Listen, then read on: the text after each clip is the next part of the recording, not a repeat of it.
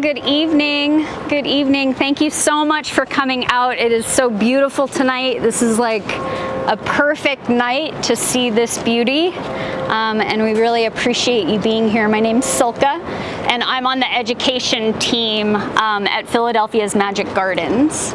So we have a lot of our staff here tonight, so you may get to meet other people as we go.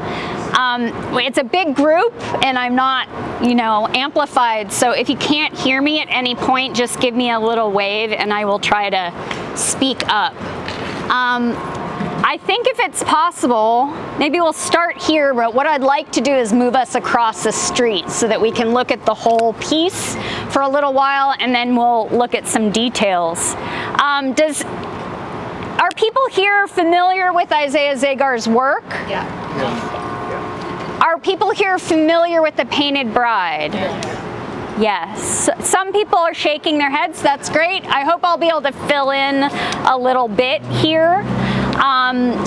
This mural is by Isaiah Zagar, and it wraps around the whole building. If you haven't had a chance to walk around it, we're going to do that tonight. Isaiah is a local Philadelphia artist. He's 84 now. This is himself. This is Isaiah. He's created over 220 public murals throughout Philadelphia. And you may recognize them. This is an incredible piece.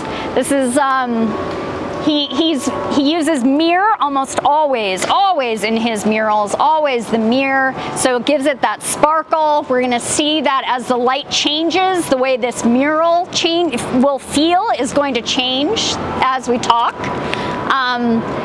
He's sort of is constantly incorporating sort of whimsy and history and personal things along with historical things, along with some really fun things also, right? There's a lot of depth and a lot of things, and I'm going to try to uncover some of these and look at some of these mysteries that are in here that you might not know what they mean right away, but they're part of the history of this mural and this place and this city and the creative energy of this city. This mural really for Isaiah is this testament to the creative forces in Philadelphia, and he was really celebrating that on this mural, and it was really important to him. So some of you may know too that this mural, used to be the Painted Bride Art Center. It is no longer the Painted Bride Art Center.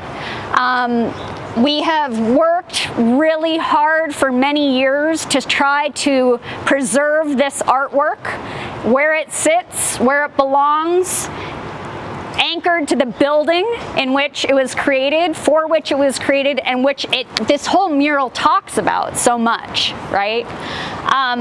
All through that fight, this mural was shrouded through most of this fight. So some of you have walked by and you were not able to examine this mural over the last few years. It's why we've taken this opportunity to do this. It's really important that we get a chance to do this. We also know that the demolition permit was taken out this week. So things could move very quickly. I don't want to spend today talking about that. There's been a lot of time years we've spent talking about that.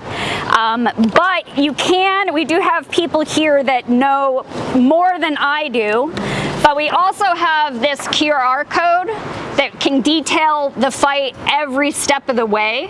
So I'm gonna give that to Stacy, who's the head of our preservation team, who knows anything you might want to ask. So if you want to talk about the fight and talk about sort of legalities and everything that we've done, definitely hit up Stacy. You can plug into that QR code and look at it. But what I really want to do right now is appreciate this work. So let us safely step across the street so that we can see the whole work. Yes. Center actually originally opened on South Street.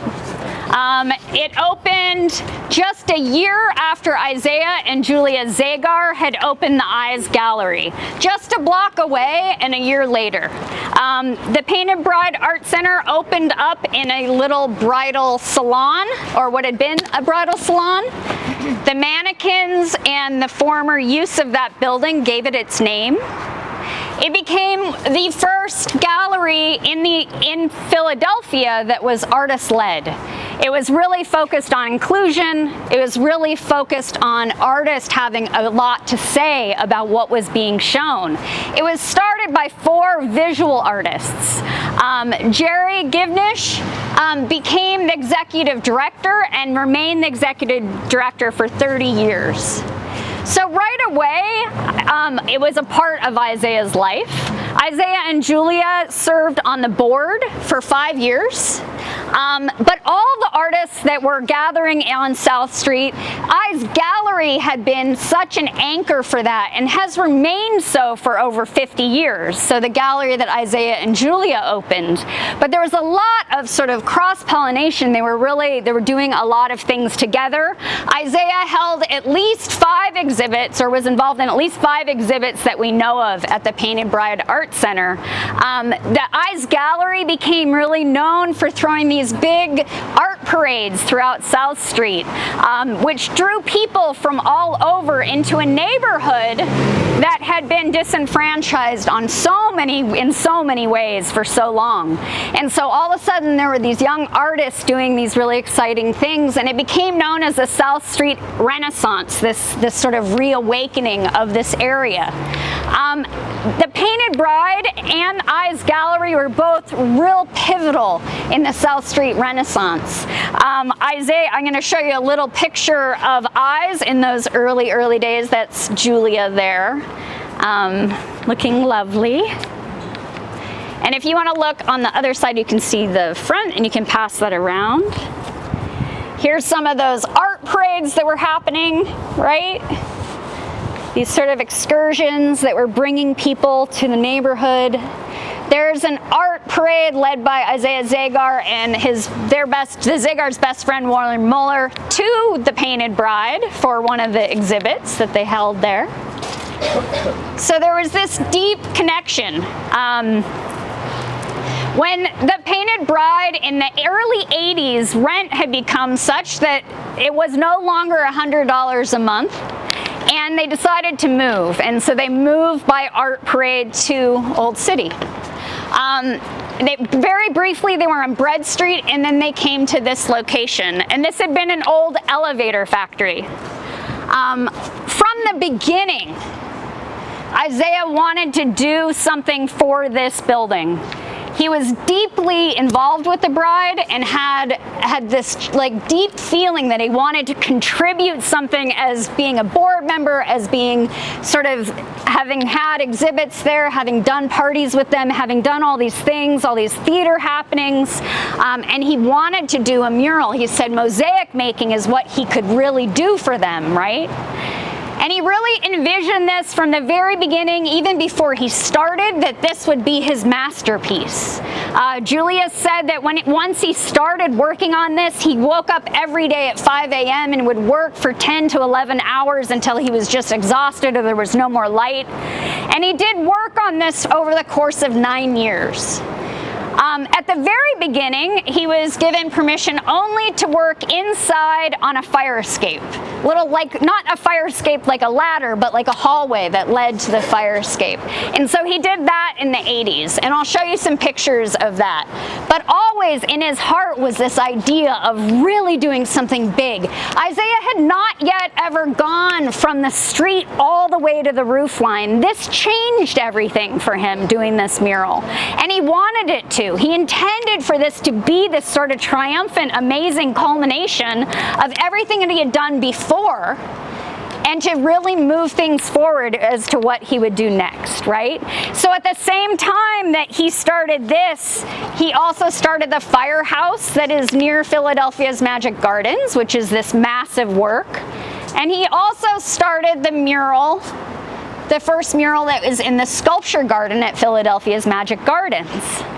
Which brings me to a little thing I'll show you first. On that mural, which is hard to read now because now there's so much sculpture and pathways and things all around it, but on that mural it says Philadelphia is the center of the art world. And those of you that were already doing some mural reading with me, you know that it's a little tricksy. Isaiah is constantly playing with, there's a lot of wordplay, there's a lot of upside down, mirror, twisting, around corners messages, right? So Philadelphia is the center of the art world. This is something that he really, really was trying to make a truth. And for him, it was the truth. And that South Street community had really represented that. So on this wall, if you look in the corner here, this is going to be tricky. Do any of you know that Isaiah uses the cuts of mirror, the lines of mirror, almost like drawings, almost like line drawings? Sometimes he will write in mirror, but just as often he will outline figures in mirror. And our light has shifted a little already, but there is a woman's face that is above that right-hand window, right? You see her? She's actually got a body. There's a hand coming up in red tile and outlined in mirror that's sort of holding her head. And you can see her breasts there. There's a lid that is almost like her nipple. Everybody seeing that? And then her other arm is reaching down over her body. And in that other hand, it says Laurel Moon Grouter. Can you read that? Can anybody read that? That was tricky, tricky, tricky. Okay, do you see the little white tile there with the hat? Do you see that one with the circle around it there? I'll show you when we get up close. The circle with the little face, yeah. Right? So right above that, it says on the tile, Laurel Moon Grouter. Laurel was Isaiah's first student. Laurel helped Isaiah write Philadelphia as the center of the art world on that first mural at Philadelphia's Magic Gardens. And Laurel Moon who is actually named Laurel True, she is the student that came and worked with him on this wall at the very beginning and at the very end. So her name is written here. So we've got the bride has many suitors even at the top. This is a reference to the historical work by Marcel Duchamp, which is the bride stripped bare by her bachelors even, right? This work is at the Philadelphia Museum of Art. Marcel Duchamp is one of Isaiah's favorite artists. He is constantly referenced in Isaiah's work in all kinds of small, sneaky ways that you might not pick up right away, but he quotes him and he makes references that are wonderful. But that work is also here in Philadelphia. It's also a reference again to the Painted Bride itself and to the bridal salon that they started on. Isaiah's constantly doing this where every single thing can be applied to a lot of different things in his life. It's sort of fascinating. So I hope this will be a little easier. Coming down from the B, we have a face in 9 tiles, brown tiles. It says PR on those tiles. You see that face? There are also, if you follow the mirrored lines, you can see there are arms coming down off that face, right? PR is Patsy Ratchet. That is Warren Muller, the Zagar's best friends, and the guy that made the beautiful chandeliers for the Painted Bride, right? Patsy Ratchet was his drag persona, and Patsy Ratchet, and up in his wig, it says GG. That's Jerry Givnish, right? Jerry Givnish and Warren Muller and Isaiah Zagar did performances together in The Painted Bride. So we have some little personal and something that relates to the bride right there. Above the R, if we go to the R, you're going to see a half face in a white tile. That's Isaiah Zagar. She always shows up. She's always in the work, right? She's always in the work. Isaiah always shows her. So we have Julia and we have Warren, and now we have Laurel, and now I want us to walk sort of across. So some of you were looking at some of you are reading this tile that is written in mirror. So Isaiah often writes backwards in his murals. He often writes backwards. There's, again, some historical and some personal in that. Isaiah made prints and has made prints throughout his creative life. And to do that, you're always doing the mirror image. And Isaiah makes very text-heavy prints. So he is very good at writing backwards. He actually said that as he got older, it was one of the things that the skill he felt like he lost was being able to write backwards like as fast as I can write forwards.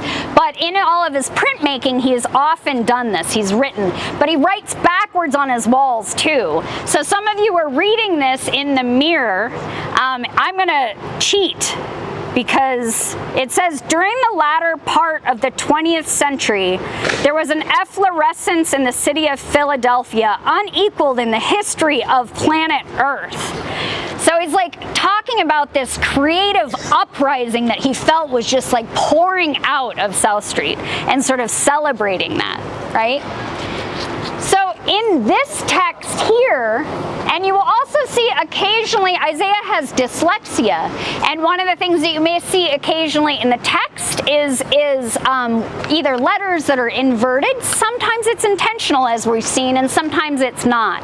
One of the things about Isaiah's work that is so sort of liberating and incredible for me is this sort of celebration of like just the human endeavor, the imperfection of being a person, right?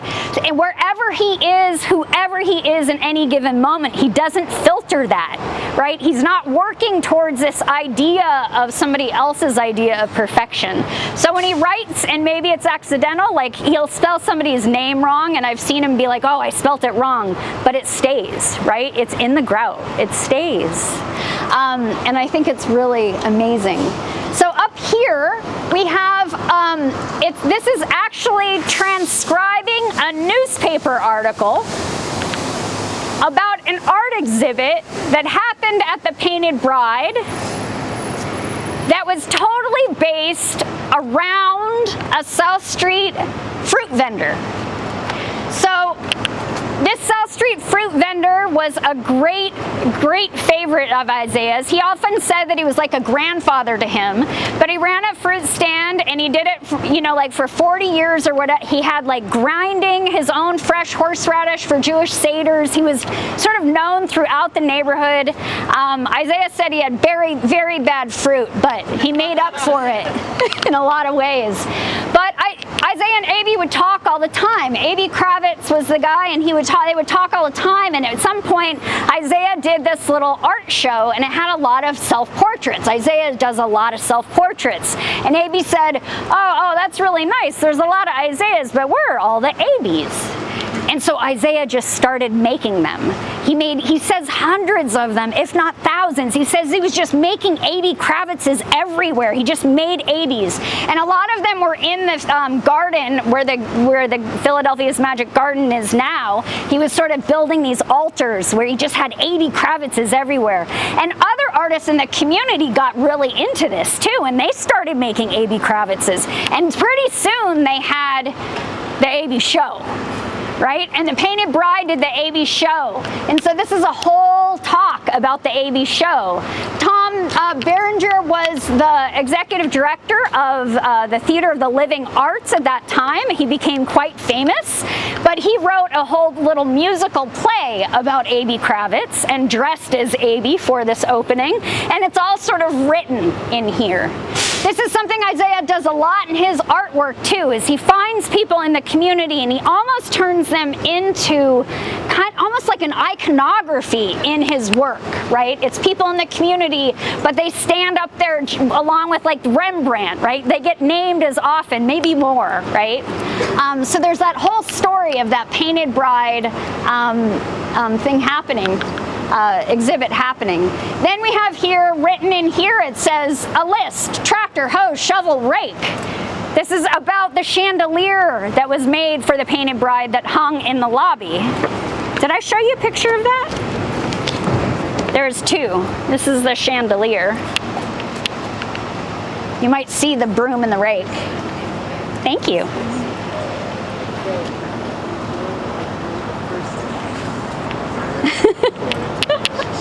I'll pass this out too so people can look at it if you want to pass that around. I also wanted to show you, I told you Isaiah made prints, right? It's rare that he just does something in a mosaic. He'll do it in all kinds of art forms as well. Here's a print that shows A.B. Kravitz. You can see that how text heavy it is. You can see the horseradish grinder down there in the lower right, right? And I'll pass this around if you want to look at it too. It's kind of fascinating. Lovely. Do you want to pass that? You want to look at that? It's pretty cool. Let us move this way. Handmade tiles throughout this mural that mention artist names, and he says votaries, right? Which has a religious connotation. It's really talking about artists sort of having a calling and giving themselves entirely to that process of giving art to the community. And he mentions them throughout this. So we have votaries, Batera, Radka, we have Frangard, Sotra. I want to show these. I probably pronounced one of those wrong, but I wanted to show these because it's such a wide, diverse palette of artists, right? It's just totally yeah, it's cool. So he's naming all these historical artists. So he's named local artists, he's named historical artists. On this one tile, all these different artists are represented. Right? Kind of cool. Then on this lower tile, he mentions a whole bunch more. We have Van Eyck and Van Gogh, and we have Gauguin, we have Man Ray, a pretty wide range of artists, but he's talking about how they all made self-portraits, endlessly making self-portraits. So here are some of the self-portraits. You can pass that around. And the reason I wanted to show you that was because there's a whole bunch of Isaiah's self-portraits around the corner. Isaiah is constantly making portraits of himself, and you might recognize them by 4 arms and a hat. Okay, so let's come around the corner. I thought it's 6 arms. Oh, good question. So, there's on Isaiah and Julia's door of their home, there is a portrait of Isaiah with 6 arms. That was just brought up to me. Isaiah, in some of the earlier portraiture, did show himself with 6 arms pretty regularly. At some point, he lost a few. I don't know. He says that the multiple arm side, he tiles so fast that his arm blurs. So maybe he started to slow down. The other reference is to Hindu sculpture, and Shiva in particular, the god of transformation and destruction, right? This constant passage from decay into something else beautiful, right? Almost all the materials Isaiah uses are donated and salvaged, the only exception being the little pieces of folk art that you see embedded in his work all over town. That is coming through his travels with Julia. So Julia's had that folk art gallery for half a century and counting. And so he will gather pieces from around the world when he travels with her. Or some of them get broken and they should go to her shop and he shoves them in the walls, right? He also collaborates with a lot of artists from all over the world. So I don't know, maybe he got humbled. He had the Shiva persona going and then he lost some arms. I don't know exactly what made that transition, but you see the 4-arm guy here carrying a bucket of smashed up tiles and the tiling arm that moves so fast it blurs, right? There's another little fella here. There's another little fella here. I didn't even notice how many there are here. There's another one here. They're everywhere, the little Isaiahs. When he's working, it's very spontaneous. Somebody asked me if the walls were planned. He doesn't plan his murals the way muralists typically do, or the way mosaic artists typically work, right? It's this very spontaneous thing. The exceptions will be when he's writing, right? Because he's going to paint that right onto the wall and then trace it with the mirror, with those lines of mirror, the lines of mirror following it. Also, if he does a portrait, he'll paint that right onto the wall. But he doesn't sketch the painting. He's just doing it directly onto the wall. And then he smashes everything up with a hammer, and he throws it in buckets, and whatever he brings is what he uses, and whatever he grabs is what goes on the wall, wherever it lands. It's this very, he says it's like jazz. It's this very improvisational, very loose way of working, where the whole idea is to just sort of set off that critical brain, right? Just work. So I'll tell you a little bit about the start, because Isaiah, you know, when he was first doing the hallway, it looked very different than what you're seeing outside. So this is actually the hallway. And next to it, you see work that he was doing in his apartment that he and Julia were actually doing in their first apartment above I's Gallery. The first work Isaiah did in this building was much more like that, which was like plaster and mirror primarily, and carving into that. So you can see that. And then he ended up covering the back of eyes. You can pass this around if you would. So he was working in that style.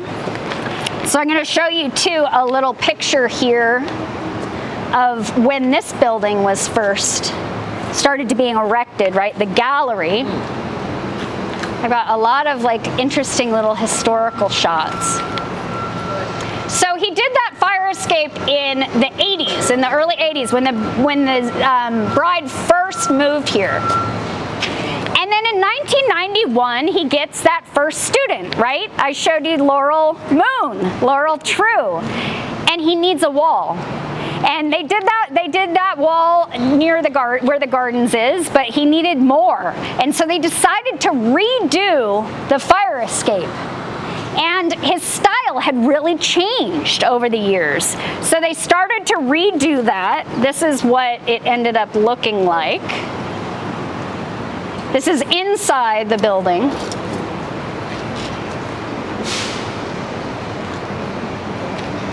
So this is 91.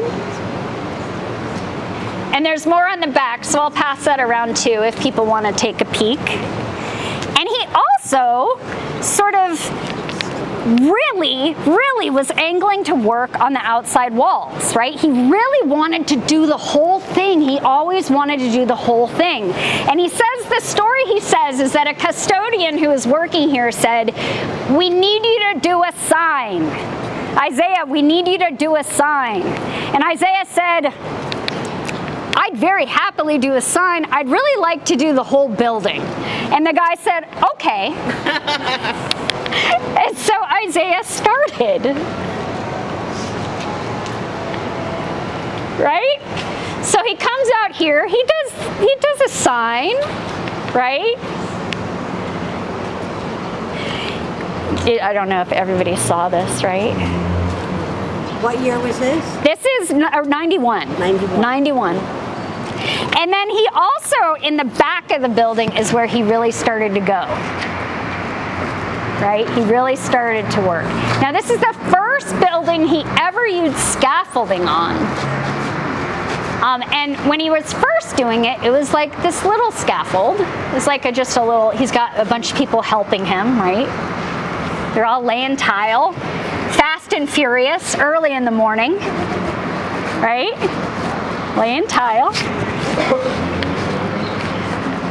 And so it goes on. And I want to show you some things down this. Now, I want to take us down this alley so I can show you how this mural has changed with time, because it's fascinating. It's just fascinating how the murals change. But I want to go down this alley, and there's so many cool things down this alley. And last time I took a big group down there, I couldn't really show you. So what I want to do is I'm going to stand at the front of the alley, and as you walk by, I'm going to point out some things to you as you walk by, okay? So we'll try this way. Up here it says D'un Rêve, This is a reference to a world that a Philadelphia artist named Jerry Crimmins created for his wife, who had been bedridden for a number of years. So he created this world of Rev, which is like, this is in a dream, or in the dream. So the world of Rev, and he did an exhibit. He had maps, he had books of history he had written, he did drawings and postcards and created stamps. He created this whole world for his wife who could not leave her bed. And Isaiah saw this exhibit and fell in love with it, and he wanted to be a citizen of Rev. And so he asked for a passport, and he had already given away all the passports he had made. So the artist gave Isaiah a creative license. And so Isaiah started to use this in all of his work. It shows up again and again and again, in the same way that Isaiah says that he steals from his favorites like Marcel Duchamp. He was sort of doing this tribute and stealing also from this local Philadelphia artist in the same sort of way, where he just is loving this work and sharing it again and again and again. And he did this little print that has the artist and has the artist's wife along with Isaiah and Julia in it. And on the back you can see some of the maps of Rev. So I'll pass that around if you want to see it. And so as you pass by, just notice that. I also would love to point out that there are some Chinese words up here, which last time I couldn't remember what they were, but I have them written here. So the Chinese says draw, dream, love, and vehicle. I don't know what the vehicle is, but it's up there. And then also there are some beautiful, beautiful ceramic pieces that are by Jorge Wilmont. There's a lot of Wilmont's work on these walls. Wilmont is credited with bringing Asian high firing techniques into Mexico for the first time.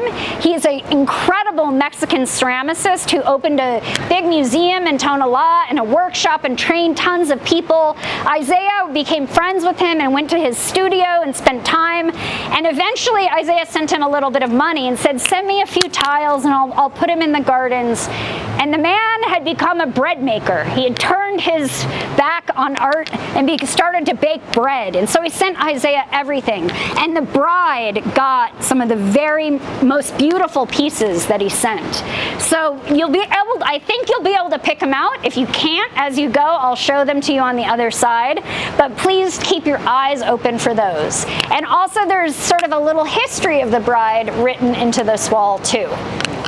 Please.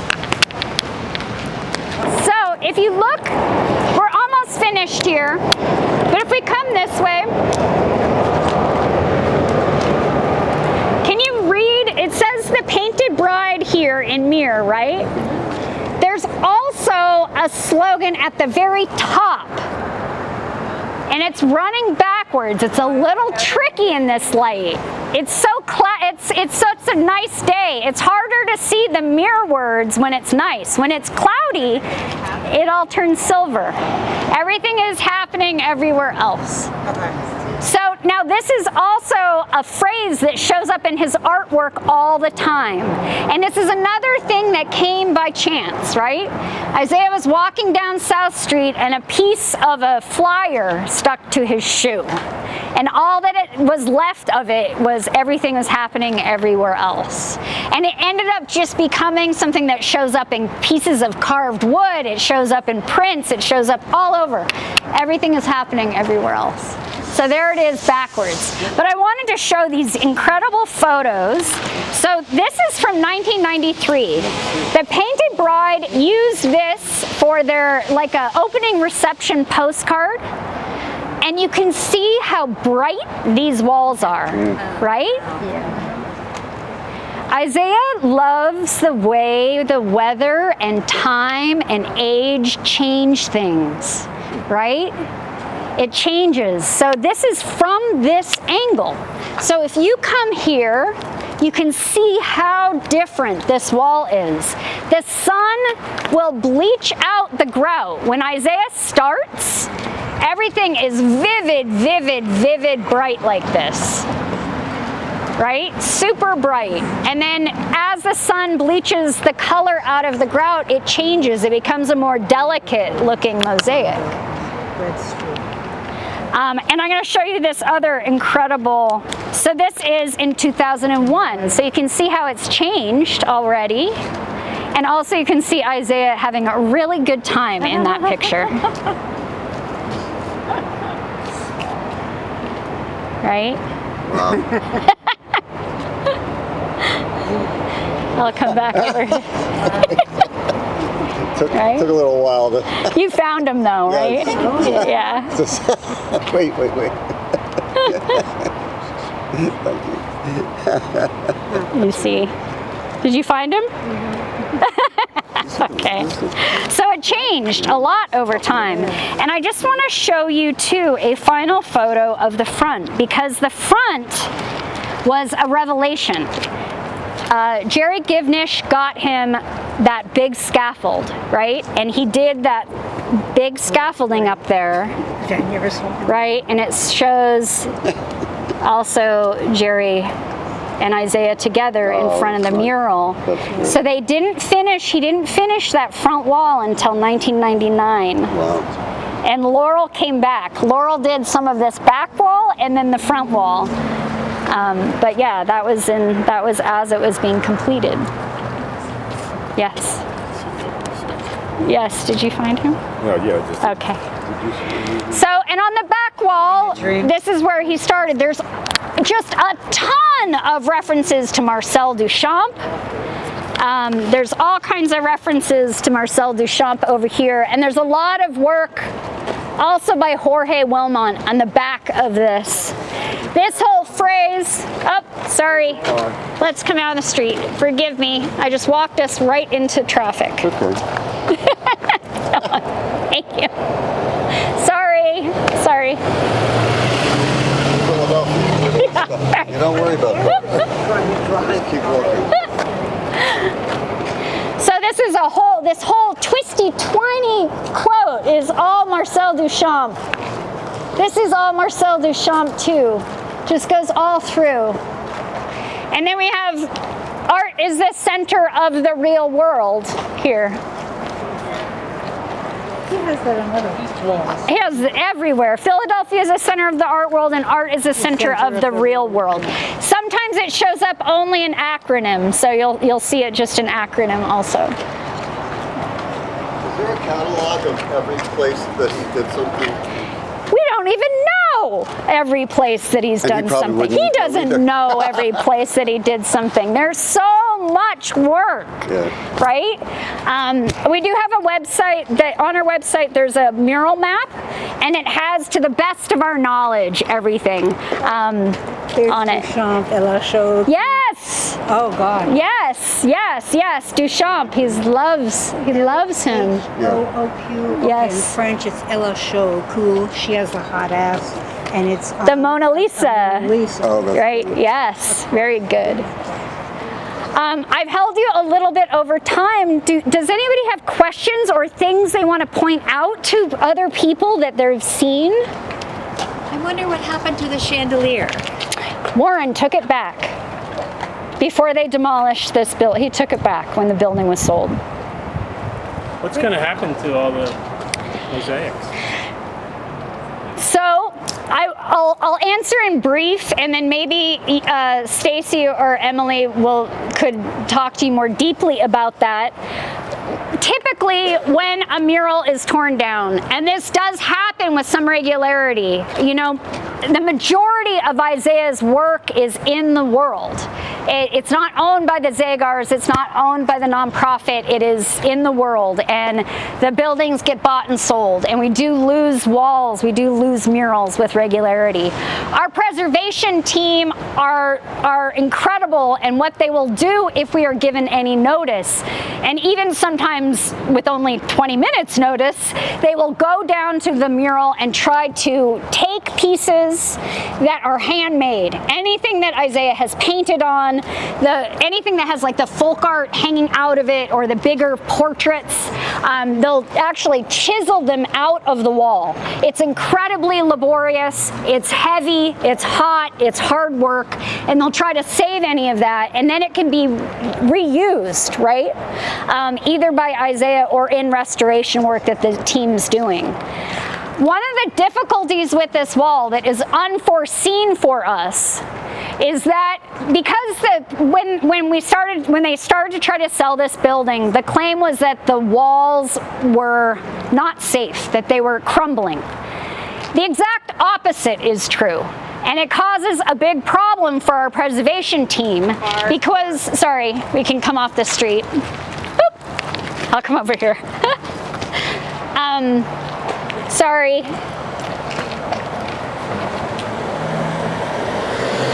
Thank you.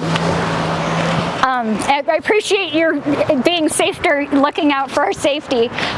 So when a wall is as intact as this building is, it's very hard to get that first chink, right? To get under the grout and start to chisel away. So it's easier if a mosaic is indeed sort of a little more dilapidated. This is it's really holding up incredibly well. You are all very lovely. Thank you so much for looking at this wall.